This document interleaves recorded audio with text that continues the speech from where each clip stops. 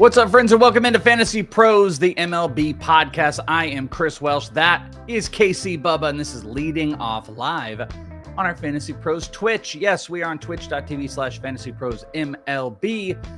Live action for you. I was about to say, like, every single day. It's not every single day this month. August and September changes a little bit, but usually it is Monday through Friday, 12 p.m. Eastern. You can catch us live, breaking it all down. This is our first iteration of the Welsh and Bubba show. What's up, Bubs?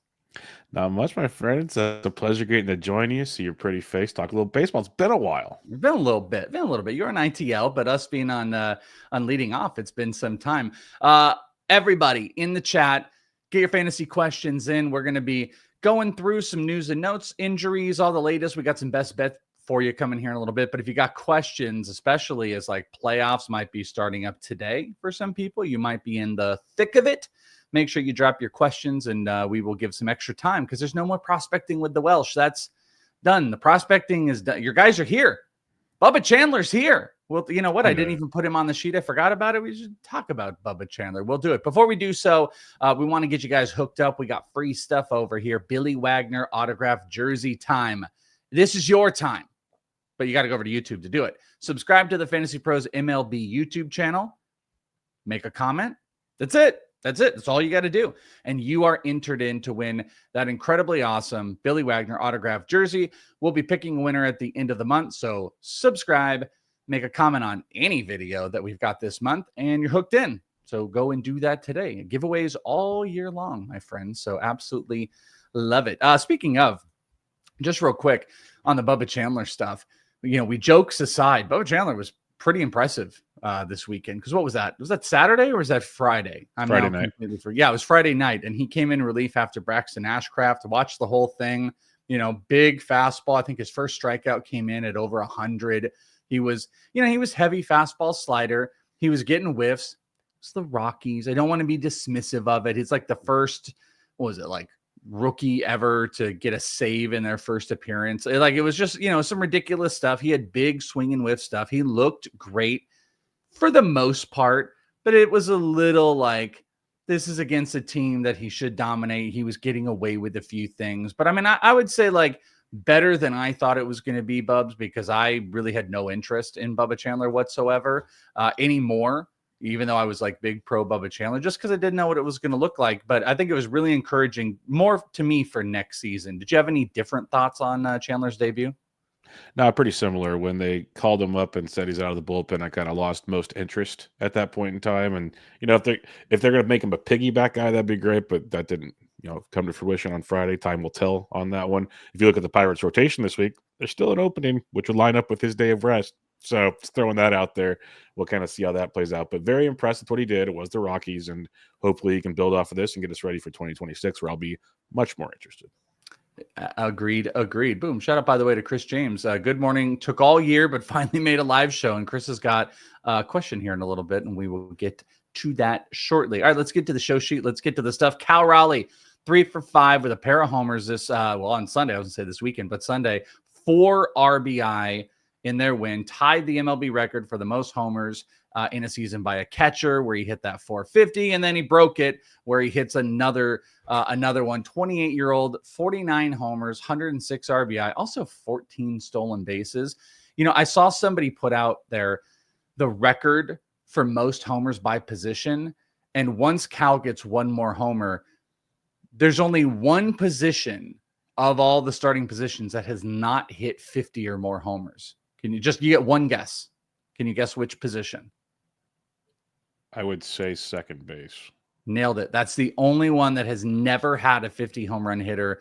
They had 45 was the most ever. So second base, Cattell, you need to get on it and get, but that'll be the next one that's going to get there. Cal Raleigh season continues to just go ballistic, and, you know, hands up. Like I've been waiting. I do think there's an element of the shoe kind of dropping a little bit. Like his average is dipped below 250, but like nothing where you get to be like, I told you he was going to, like, you know, fall off. Like he's not falling off. It's just his average is becoming susceptible. Since the break, he's struggled hitting like consistently, but when he does, he's just rocketing the stuff out here. You just did your I mean, I don't even know what you guys call it. Like, I know you guys have a name for it, but it's like way too early of a draft. Like, there's one thing to do a draft for next season at the end of the year. You guys do it at the end of August. So you do like 11 rounds and then you do the rest. I don't remember if it's either at First Pitch Arizona or if it's like the following like spring training, but just you do online, like just online when the draft rooms open on the NFBC. Oh, like in like November or December? Yeah, it turns into a slow draft. Yeah. Okay, yeah, so that's what it is. So 11 rounds. Where did Cal go? Do you recall in that draft? Middle round 2. Do you think that's correct? I wouldn't. Like, I took King William at the end of round 3, which is still early for catchers, but that's a whole different discussion point. Cal, I think is very good. I think it's an argument to be number 1. I think the average you're seeing drip down, which is normal for him. But the power is legit. I don't think he's a 55, 60 home run guy every season. And catchers can get banged up so quickly. It scares me to take a second round catcher. Look at Williams. He's having a great season, but is playing with a fractured finger all season because he's a catcher. So it's a little early for my liking. I feel like every time we get to the catcher going in the second round, it's where they fail. Like, and it goes back to Gary Sanchez. Remember when Gary pushed? Oh, goodness, yes. Fail. William Contreras was not a second rounder, but pushed up to the third. I always have a hard time paying the exorbitant price of a catcher. I never will. So I shouldn't even say I have a hard time doing it. I never will. And I'll probably have them all ranked. I'll still have Cal ranked lower, which will get people all pissy next year. But it's just, that is what it is. Cal's lovability is how low he was drafted, or going out at least outside the top 100, as are most catchers. Plenty of catchers you guys picked up off the wire. If it was maybe even an Ivan Herrera or Augusto Ramirez, but he's been awesome. He's going to crack that 50 homer marker, and he hit 2 this weekend off of Jacob Lopez, by the way, who we'll talk about a little bit in a not good segment. In that same game, though, Logan Gilbert, awesome outing, 13 strikeouts, 6 innings, 1 run ball, probably the best start of the year for him, and what has been relatively, I don't know if I want to call it disappointing, but I remember Cardi was best bet of the season. Logan Gilbert to have the most wins. I think there were some really high expectations, Bubba, and Gilbert, he's definitely taken a little step back, but I think there's some injury stuff or whatever. This is probably his best outing. By far his best outing. And before this outing, I got it was something on Twitter or something I saw, and massive home road splits. That ballpark does him wonders in Seattle, and he dealt again on this weekend, as you mentioned. So good on him. Hopefully he can figure out the road woes, but it's nice to get a little glimpse of what we were hoping for entering the season. Was that I want to look, was that the same last year? So the home road splits, I didn't really see this. 2.15 home ERA with a 0.7 whip.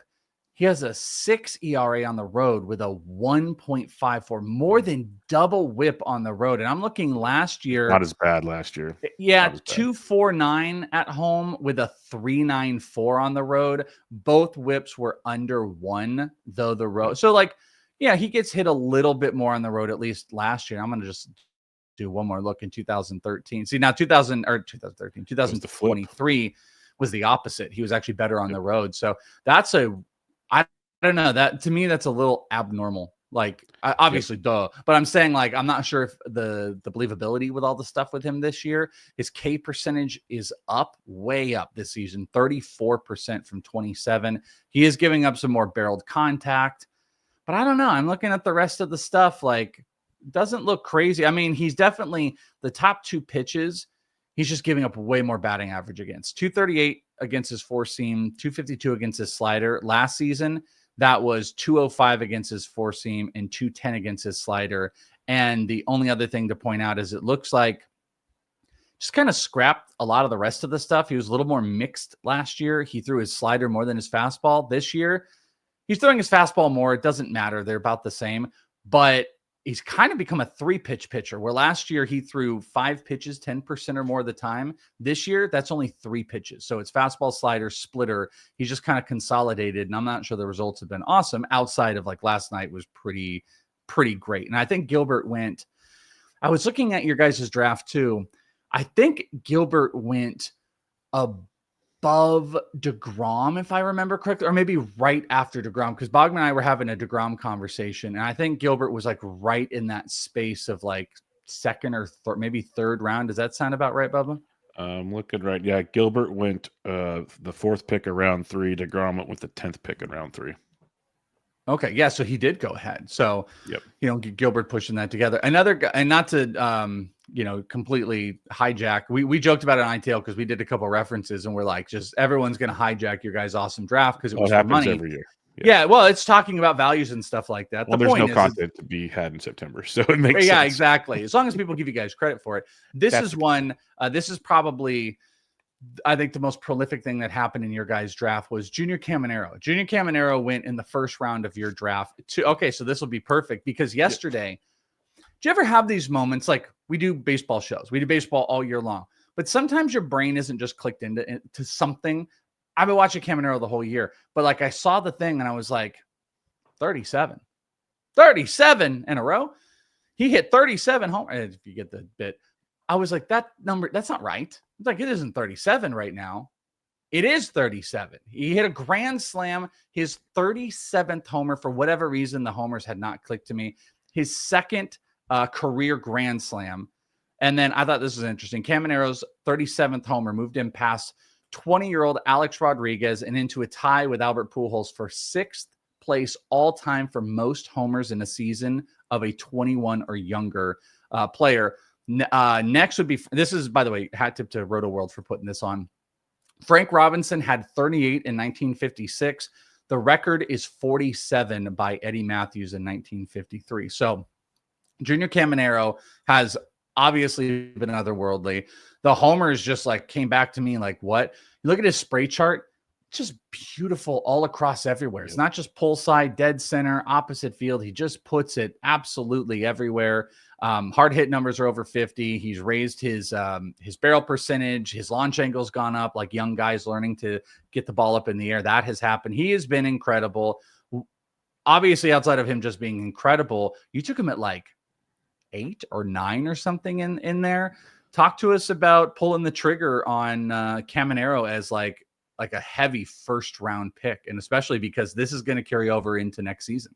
Yeah, it was pick 12 of round 1, and I love him for multiple. I loved him this year, and I was all in on my early drafts, and then the ADP went up, and I did the foolish thing of, oh, I love him, but I'm not going to pay the price thing, and that's backfired.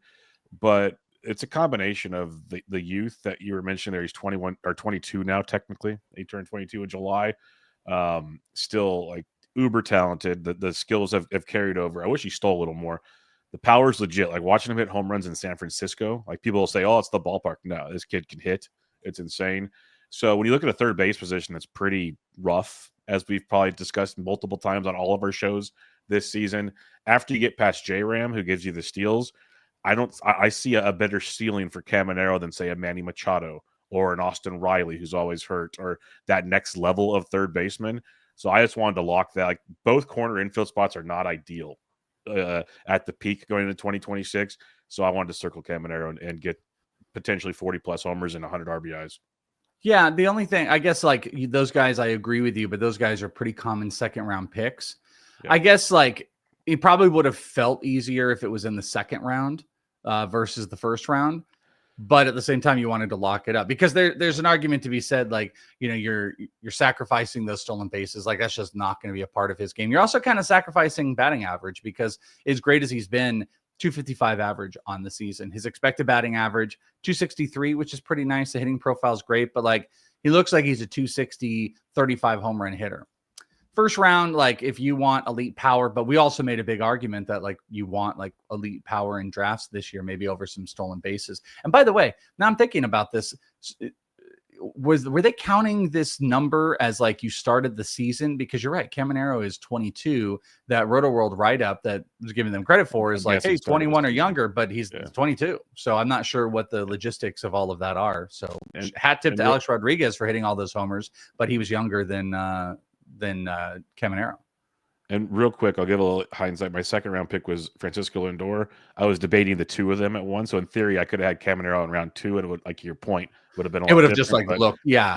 I just wanted to get my guys, essentially, is what it came down. But you might not have, you might not have gotten him. That's the weird thing. But Caminero is going to walk out of this with a 40 home run season. Like his profile is absolutely ridiculous in what he's done. A couple more breakdowns, and we're going to get you guys' questions. You guys are loading them up, so hang tight here. Shohei Ohtani, 45th homer of the season as the Dodgers beat the Padres. Padres had been rocking. I think the Padres have the division currently, right? Or did that flip them after the Dodgers win? I didn't look. I think the Dodgers are still slightly up. It keeps changing every 24 seconds, it feels like.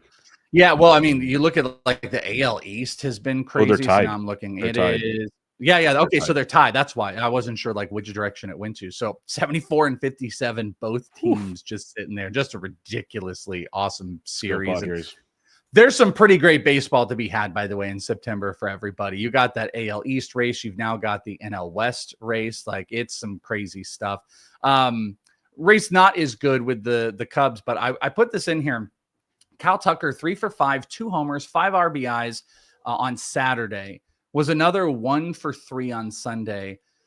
This literally on the heels, Bubba, of Boggs and I being like, listen, Tucker is just, you might not start him. I don't think we're cutting him, but like you had the hand fracture. He seemed lost. You worry about suppression of power and production. Everything had been mounting really bad for a while with Tucker.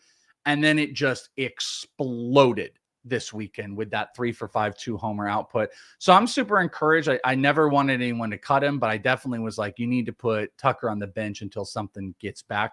Are you comfortable that like he's John Wick? Like, I'm thinking he's back.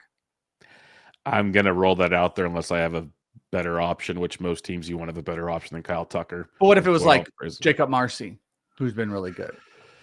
I might roll Marcy out if the matchups are right, just to get Tucker a little more. But the weirdest thing about the Tucker deal, you guys probably discussed this, is like they mentioned he had the fracture in June, and then he takes the 3 days off. And like, oh, the fracture's healed. He's back now. Yeah, like, it was like just such a weird dynamic. Like, I think I actually had him sitting this past weekend when he went off to make it worth everyone's while. But if he's healthy and we're seeing what we saw this weekend, it's tough to sit him because that talent is elite. Yeah, and I think like because of what he's done now, like I'm comfortable with it. But I was walking in as like, oh, I'm going to probably sit him for some time. I think after this weekend, seeing that like he can still get, can still turn the wrists over. He can still has some power. Like like this could be the carryover for his confidence. That makes me feel a lot better. So I'm back on it. But it was like literally on the heels of Bogman and I just like trashing Kyle Tucker. We're like, all right, this is done, contract, whatever, blah, blah, blah. But he went off. Paul Skenes allowed 3 hits over 7 innings in a win, a rare win. He now has 8 wins. Bubba, when he wins his Cy Young, will he have double-digit wins? He now has 1 month to pick up 2 more wins. I mean, he's got 4 to 5 starts probably. I'm going to say no. I don't think he does either. I love chaos in baseball. I love chaos in sports. Like, I'm the guy that roots for the team to like go win. Like the Lions, like many years ago, I wanted them to go winless. I want the voters, those awesome, prestigious voters. I want them to have to vote for a 9-win Cy Young winner, regardless of all. And I know people will be like, oh, wins are okay. That's fine. Then vote. I want 9 wins for Paul Skenes to be in there. I'm totally for it. But 4-0 shutout against the Rockies. Another pitcher that has been good and struggled with some wins, but it's only been good for a short period of time. Just wanted to point this out. Zac Gallen has kind of refound himself a little bit. His pre-All-Star, post-All-Star numbers still don't look that much better. He's got like a 4.39 ERA post-All-Star break. That's a little bit better. But here's the big one. Since the trade deadline, Zac Gallen has 4 of 5 starts going 6 innings, 4 quality starts. He has not given up, obviously, more than 3 earned runs. Strikeouts have been a little bit wonky, but he looks like him again. He looks like himself. 3.10 August ERA, a 1.14 whip. It's like vintage Zac Gallen. I think it sounds trustworthy the rest of the way through for this season, but are you going to buy it all a little bit into next year? If the dip is what I'm hoping it is, yeah. Like I remember talking with you at the beginning of the season in one of my auctions. I got them for like $9 and I was pumped. Obviously that did not pan out so well, but it's a 15-team league. So I've held them and I've used them in August. It's been great. So I'm with you. There's signs of life. He's going to be 31 next year. It's not like he's old. He had that crazy workload for a few years. Maybe he's just needed a little breather.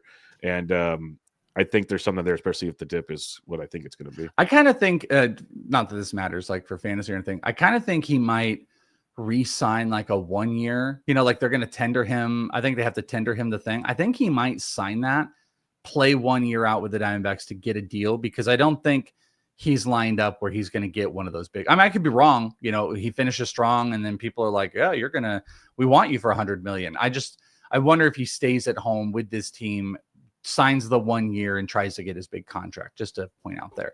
And then the final on the big pieces of news: Vinnie Pasquantino, by the way, just big power lately. Hit a homer on Sunday.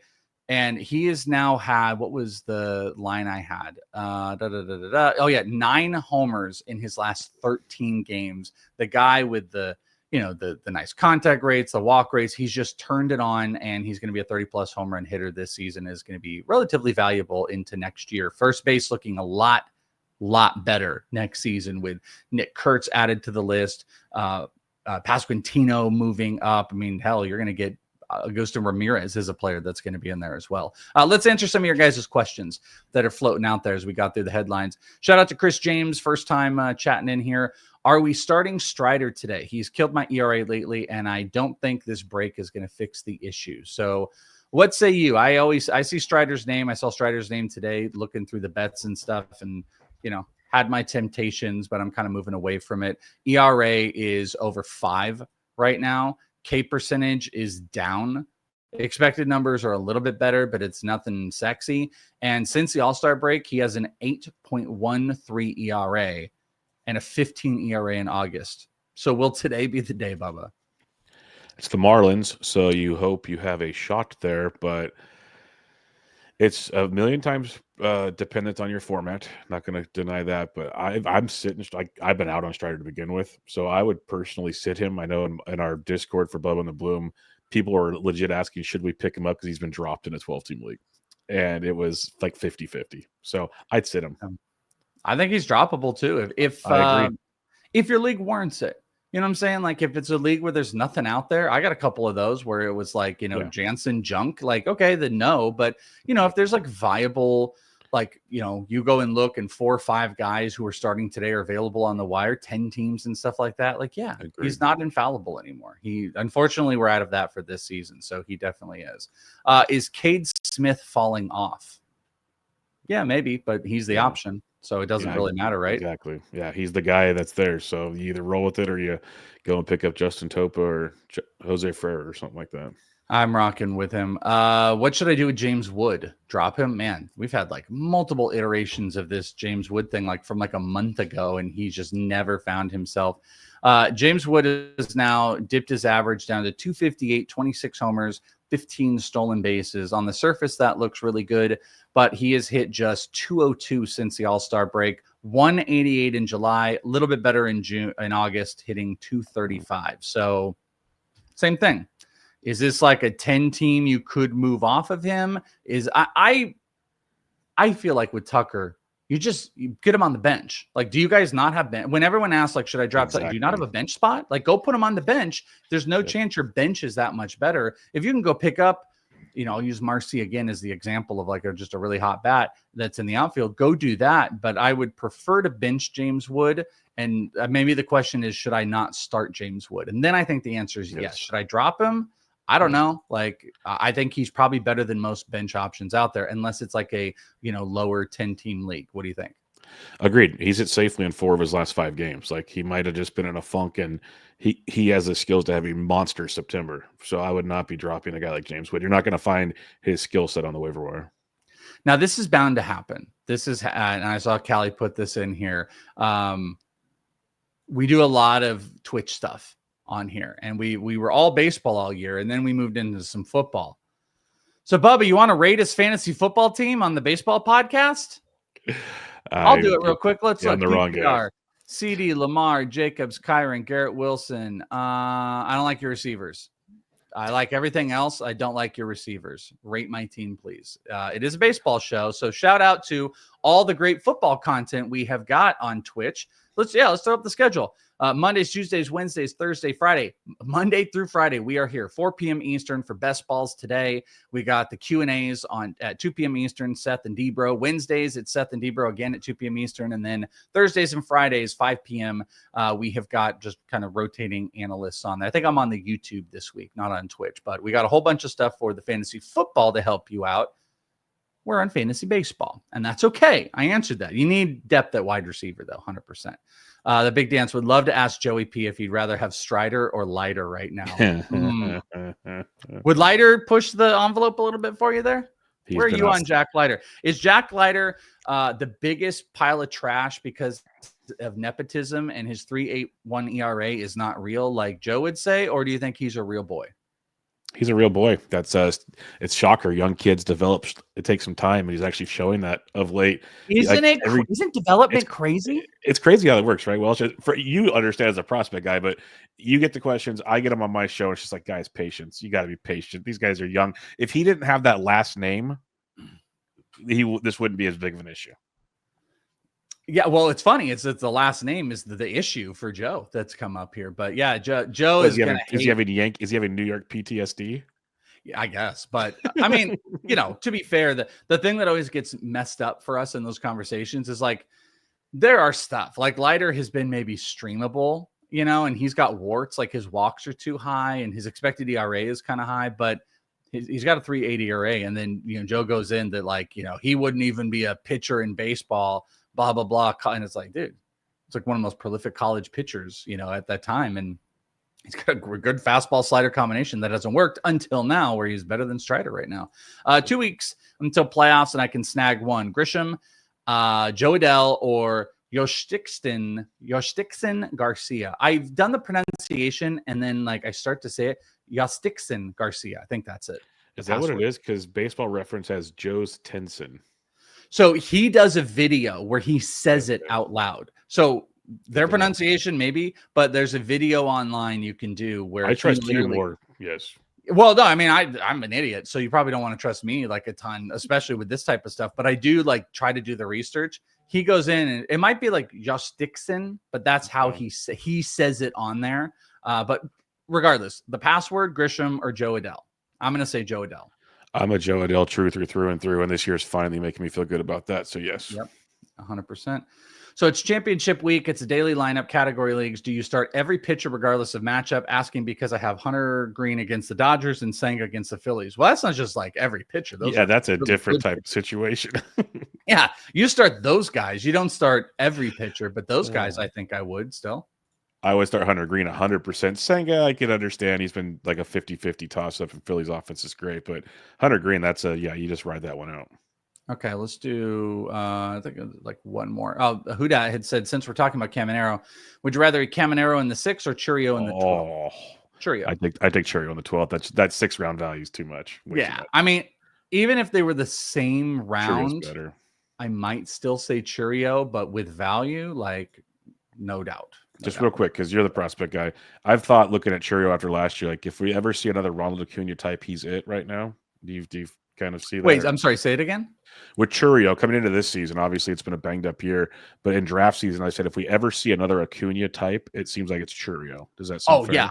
Okay. Yeah. No, I agree with that. I mean, there are some guys floating out there that could be like him, but 100%. And it's funny enough is like I think Churio's and Acuna now have the same agent. I think like they're buddy and stuff like that. So, and they're friends and everything. Yeah, but there's a lot. I mean, Acuna's got there's a little bit more explosiveness that's going on there, but Churio has got the like the Acuna tendencies that are floating out there for sure. Very good stuff.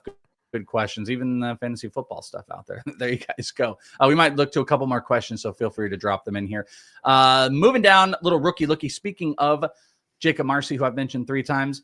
2 for 4, double, triple, run scored, 3 RBI against the Blue Jays on Sunday. And Marcy just doesn't slow down. And, you're like the 7th different person I've gotten to do a show with that I get to just mention my multiple year ago love of Jacob Marcy in the AFL that then got used against me, Bubba.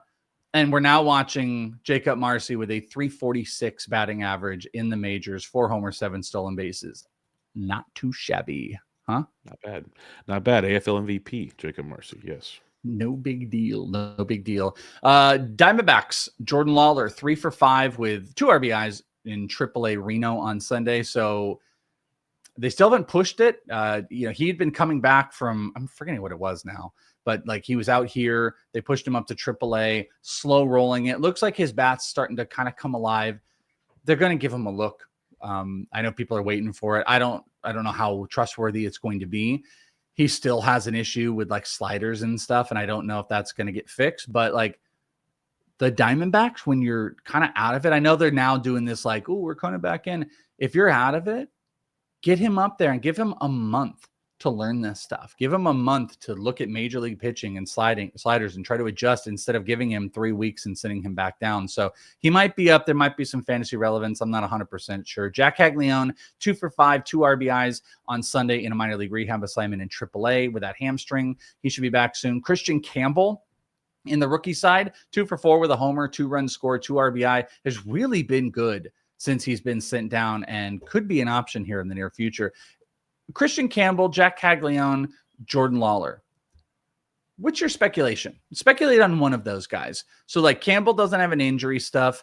He's been there, failed, has been good in the minors. Jack Caglione, we know what the excitement power is, but he had really fallen off before getting hurt. And then like Jordan Lawler, you kind of know what all of that is, but he's a little bit of a mess. Pick one. Campbell's the one I'm most interested in because we know the overall skill set. And right now the Red Sox are starting David Hamilton. So that's a problem. Now, given the Royals outfield's not that much better, but when it comes to these young guys, like we've seen stretches of good ball at the big league level for Campbell. We haven't seen that from the other two. So I'd like to see, I'd speculate on Campbell potentially having the best September out of the group. I think if all things were considered and they were up at the same time, I would take Campbell. I kind of think Lawler might be the best in between because I think he comes up in the next couple days and, he's a power speed combo. Jack has the most explosive power potential, but, hitting under 200 doesn't like really help. But if all things were considered, I would take Campbell if he's there. And the only other thing to point out, Mets, one of the top pitching prospects, Brandon Sprott, is going to be pitching. He pitched in relief on Sunday. Why this is interesting, they're thinking of unloading their clips, man. You've already, who was you got Nolan McLean, who's up there, who looks good. Sprott's moving into relief, and there's a lot of Jonah Tong talk right now that he could be up. Whether these are going to be in rotations or bullpens, I think they are loading these guys up to start helping. And obviously Sprott's not going to have fantasy value if he's in the bullpen, but Tong could be. So just wanted to throw out that some of these Mets guys are out there, and they might piggyback them too. Maybe you have like a Sprott McLean combination. So whichever one's on the back end is going to have a little bit more fantasy value. 3 up and 3 down. On the ups, Jazz Chisholm, 2 for 4, 2 homers, 4 RBI on Sunday. Gunnar Henderson, 2 for 4, a homer, and 2 stolen bases. Very beautiful. Ranger Suarez, 7 innings, had 11 strikeouts, gave up only 3 hits and no walks. On the down, everybody was loving Jacob Lopez. Everybody was loving him. Oh, he's a good. Nope. 2 innings, 9 earned runs, 6 walks. He had been good, by the way. He had some good outings. Got absolutely obliterated, murderballed. 9 earned runs, 6 walks. Jack Flaherty, 8 earned runs in 5 innings, gave up 10 hits. And Taj Bradley got called back up. Went 5 innings, 7 earned runs, 9 hits given up. Are there any of those 3 pitchers that you have any belief in? I mean, Flaherty's probably the biggest name. Jacob had put together like a decent run. Is there anybody coming off of this disastrous Sunday that you might speculate on still or no? Lopez, I'm terrified because he had forearm tightness, they said. So that's not good. Jack Flaherty's still my guy. I've been defending him all season. He's tilting, ultra tilting. I agree, but he's made 26 starts, 17. He's allowed 3 earned runs or less for a 2.77 ERA. The other 9 starts, a 9.18 ERA. So it's like 2/3 of his starts, outstanding. A third of his starts just blows the whole thing up. But yeah, and it didn't help. They threw him out for that last inning. They did not need to do. So I'll stay with Flaherty. All right. On the injury front, I don't know why this is there. That's not there. Marcus Semien, this is bad news. Diagnosed with a fractured third metatarsal. What is it? Metatarsal. Doesn't sound right saying that. And a Liz Frank sprain in his left foot. All that matters, he's going to miss like a month. He's going to miss the rest of the regular season. And if he were to play in the playoffs, a little bit of there. So Marcus Semien, full cut, move on from that. Rangers' Bruce Bochy also confirmed that Jacob deGrom is going to make his next start, which is today against the Angels. So he had that one push start, which sure would have helped me last week in fantasy. So hat tip, like I had to be the defender. Everyone's like, oh, hey, look, he's missing starts. And it's like, this is a management thing and it's a good thing. but it was really bad timing. Really wish they would have done this like a month ago, right? Yep. And we're going to see a lot more of that. We already saw Shane Boz is getting pushed back and a few other guys. So it's a thing this time of the year. Did you think in your guys' draft did you think DeGrom went a little too low? I think he ended up going like SP 10 or 12 or something like that. Did you feel like based on what he was healthy, if he, for all intents and purposes, he could leave the season with like 160 innings. He was really good, though there was some down, a little bit of downtick in overall production. Do you think like it was too low based on that, or that was pricing in? He still is an overall injury risk. He's getting older and stuff like that. I thought it was low because I thought with that room, I know there's a handful of DeGrom lovers. I thought he was going to go much sooner. So I think maybe it's the age. It's like it was right after the announcement of his start getting pushed back with a shoulder like soreness. So there's maybe like a little like, let's wait a little bit longer on him. But yeah, I think if he finishes September strong, he's a top 5-6 pitcher off the board. My brain rot is like, as soon as you said that, I was like taking it to the Lonely Island. You're a Jacob lover. I'm trying to create a song like that as soon as you did that, but I got to be careful about it live on air. Astros, they said there is a possibility that Yordan Alvarez will return for Tuesday's series against the Rockies. Don't hold your breath. Everything's a lie at all times, but we might have Alvarez back for the final month stretch, which would be, likely your playoff runs, or, I just had my playoff week just run last week, so it wouldn't matter for me now, but he is coming back. Callie, I'm not trying to get us demonetized, like the old days. I'm not going to sing the song. I'm hearing Lonely Island in my head when we're saying it. The Braves told reporters that Sunday that Chris Sale is expected to return to the team's rotation on Saturday against the Phillies. That's huge. Will you trust it, though, this week? It's Chris Sale, but it's the Phillies.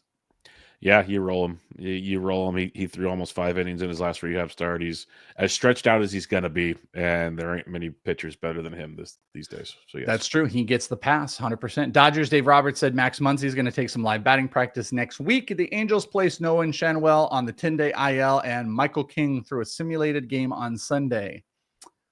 But no one was there. And did anybody hear it? Did it really happen? Did anybody care? I don't know. I don't, because Michael King is a lost cause this year. All right, those are your injuries. Let's go look at some bets. What are we betting for Monday?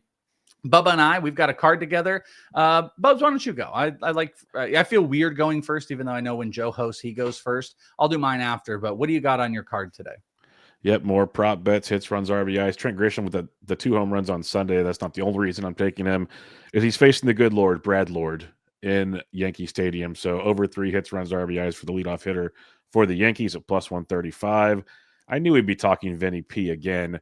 Shane Smith's taking the bump for the Chicago White Sox. Hashtag not that good. Vinnie P is on fire. So over 3 hits, runs, RBIs. That's one swing of the bat for the big man these days, plus 135. And then we're playing games in Sacramento, Welsh. A little hot there right now. Riley Green, another guy that can just hit bombs. And we're facing JT Ginn on the mound. It's going to be Riley Green over 3 hits, runs, RBIs at plus 130. I like the bets. I'm actually tailing a little bit of what you're talking about with the Trent Grisham stuff. For my bets today, first off, I am going to go with the big pitching matchup, and I'm going to go with no runs in the first inning. Chris Sanchez versus Kodai Senga, Philly versus the Mets. Nerfy, little juicy there, but 2 incredible pitchers that are going to shut it down in the first inning. Then I'm going to jump over to the New York Yankees. You mentioned the not so great Brad Lord. I'm going to go with a run line on the Yankees, minus 1.5 for minus 120. So essentially them to score or win by 2 runs against Washington, who has been blah. Yankees, they're going to want to put it on. That whole Red Sox series is going to be stinging a little bit. So this is going to be a big run output. So I really like that one. And then Brandon Woodruff has been phenomenal this year. I'm not saying they're not going to beat the Diamondbacks and they're not going to do all that. But over his last 2, he has not hit the 7 strikeout marker. Diamondbacks' top end of the offense is scrappy and annoying. You got guys like Perdomo who don't strike out. I am going to go with the under strikeouts on Brandon Woodruff, under 6.5. So no 7 strikeouts for him at minus 125. That's my card. That's Bubba's card. And you guys can go and build your card. If you download the Betting Pros app, you can check out all the amazing tools that we've got, and you can get 7 days free access to all the awesome stuff by using the promo code leading off. track your bets, check out the calendar view, check out the social side of it. Lots of people are dropping bets. You can set up groups yourself, and you can check out all the tools like the prop cheat sheet, where we've got some brand new markets, hit run RBI, projections, and some of the best bets. We've got pitcher outs, and then that's on top of everything that we already have: total bases, strikeouts, hits, homers. Go and check out the prop cheat sheet, and you can get full access to it today. bettingpros.com/MLB props, or on the app with the code. There you go. Boom. Do it. Let's take a look at the home run board. Where are we at on the home run board? Positive Grouch might be walking away with this, my friends. 54 for Positive Grouch. Whips is at 50. Whips, you got to have a big week. Bing, bang, and boom. 49, 48, 48, 46. Bees and George and the Fisher King, they want to make it a thing here, but this is a run between Positive Grouch and Whips. Wonky is at 41, still on the board. Wonky's is doing a really good job, and I think is going to be able to stick on this board the entire season. Joe and I, not so much. I think Joe had Joe had Cal Raleigh too, so he just picked up 2. Joe's going to beat me this year. It's crazy. Positive is in the chat here. I'm not trying to jinx you. I love what you're rocking with. We need to get your picks. So let's get ours. Bubba, who you rocking today for your home run call? Yep, I mentioned we'll talk about him again, but I'm going to keep riding the hot bat of Vinnie P. He said 9 homers in 13 games. Let's make it 10 and 14. I'm going to be lame. I'm going to go with Judge. Give me Judge. Give me Judge against the Lord, and give me some homers. I need to get up on that. I need to get up on that board, man. Especially Joe having Cal really hurts, because I've got to get these other picks to go ahead of him. It's unfortunate, and I don't want to do it in perpetuity. So those are the picks. Those are our home runs. And you guys want to prep into next season, make sure you guys go and check out our Discord. We actually had 2 ways. If you guys pick up a sub on this channel on the Twitch, we've got it hooked up where you guys can have access to the Discord, and you could have access to the home run challenge, which is for next season, but you could just do it today. So re-up your subs here. If you have Amazon Prime, you can do it for absolutely free. You get a free sub for an Amazon Prime, gets rid of ads here, gets access to special emotes, and it would give you access to the home run contest. So make sure you are locked into that. That's it. That's all that we've got today. Bubba, it was great doing a show with you. I think this is probably our only one we got to do this year, but Arico is out. I think he's on the struggle bus, long night. So it's you and me just doing the business here. Bubba and Arico will be back on Wednesday. Or no, I'm sorry. That's me and Arico. I completely forgot my own schedule. Yeah, you are on Friday. It's me and Arico that are going to be back on Wednesday. So make sure you guys are subscribed on the YouTube, fantasypros.com/YouTube fantasy, or youtube.com/fantasypros MLB. And then twitch.tv/fantasypros for all the stuff. That is it. Clearly, I need to get out of here. Love you guys. Have a fantastic one. Good luck in your matchups and your playoffs. We are out. Peace. Peace to the out. 37. Caminero hit 37 in a row.